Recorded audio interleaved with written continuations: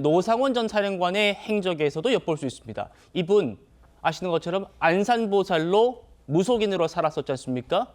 그런데 전북 군산의 한 무당집에도 자주 들렀었다고 합니다. 그 무당의 증언이 언론을 통해서 추가로 나오고 있습니다. 작년 12월쯤 대통령 만찬이 있었던 그 즈음이죠. 일이 잘 되면 올해 여름에 서울로 간다고 이야기했다. 노상원이 복귀하고 싶은 생각이 강해 보인다. 보 대변인. 네. 이것도 이제 시기가 12월까지로 작년 12월까지 올라가는 겁니다. 네. 이런 사람이 이 비상계엄 이 모의 여기에 이제 참여가 돼 있다라는 사실 자체가 매우 통탄스러운 일이고 민주주의의 관점에서 볼 때 정말 용납할 수 없는 일이죠. 그리고 아마도 꽤나 오랫동안에 이런 것들을 자기 이제 메모를 써놓고 또 김용현 장관과는 계속해서 뭔가 이제 그 모의를 하고 그런 흔적들은 분명히 발견이 되고 있습니다. 다만 이제 검찰의 입장은 실제 그날 그 비상계엄령이 선포된 뒤에 군이 동원됐을 때 그 당시에 거기에 노상원이 개입한 흔적은 없다라는 것이거든요. 그러니까 예.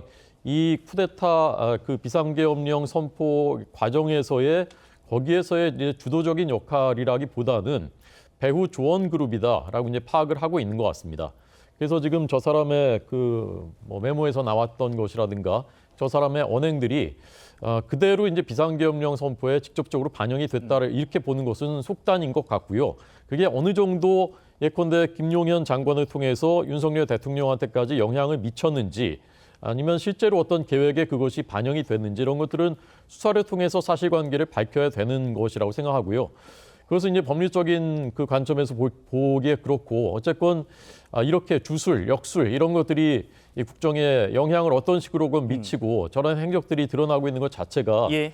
정말 부끄러운 일이라고 생각합니다. 알겠습니다. 저희가 지금 화면을 보여드리고 있습니다. 이 노상원 씨 본인 스스로가 역술인인데 군산에 있는 무속인을 여러 차례 찾아갔답니다. 그 무속인, 군산의 무속인이 지금 저희 취재진이 만나고 있는 이분입니다. 젊은 여성분인데 계속해서 얘기 좀 해보죠.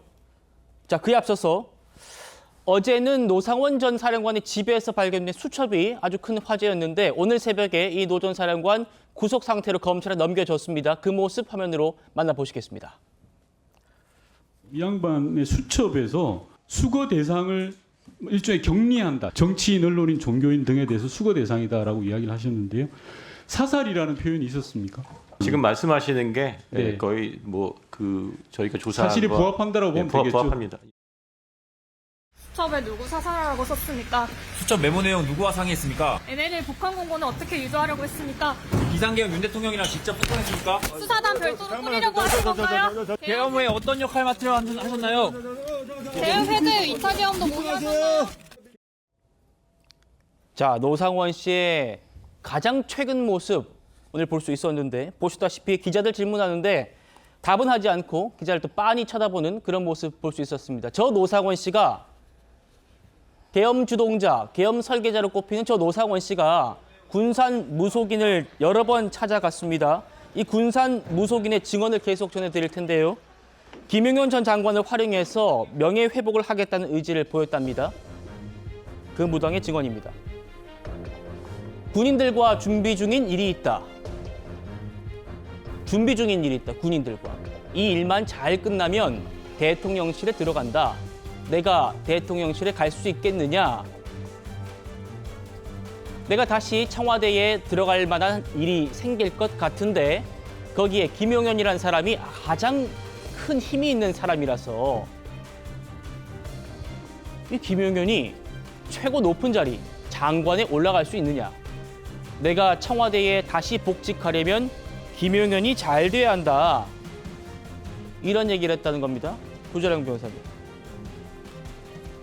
이 군산 무속인이 본인이 이제 뭐 신내림을 받았고 이 노상원은 이제 역술을 공부했기 때문에 서로 교류를 하면서 이것저것 가르쳐 주기도 하고 점괘를 받기도 하고 뭐 그랬다는 겁니다. 그런데 보셨지만 김용현 장관 되기 전부터 군인들과 준비 중인 일이 있다. 그리고 김용현이 장관 돼야 한다. 이런 얘기를 했다는 겁니다. 어떻게 들으셨어요? 근데 저것도 뭐 저 무속인의 주장이니까 또 크로스 체크가 될 필요는 있죠. 그렇습니다. 지금 굉장히 선정적인 내용이 쏟아져 나오고 있는데 과거에 박근혜 대통령 탄핵 때도 온갖 선정적인 내용이 나왔지만 가짜 뉴스로 밝혀진 게 굉장히 많았거든요. 저런 건 다 걷어낼 필요가 있는 게 노상원 씨의 그 무속과 관련된 내용이 나왔을 때는 처음에 이 사람 자체가 무속인이기 때문에 계엄령 발령 날짜를 이 사람이 무속에 의해서 자기가 찍었다 뭐 이런 보도도 있었지만 지금 다 사라졌잖아요.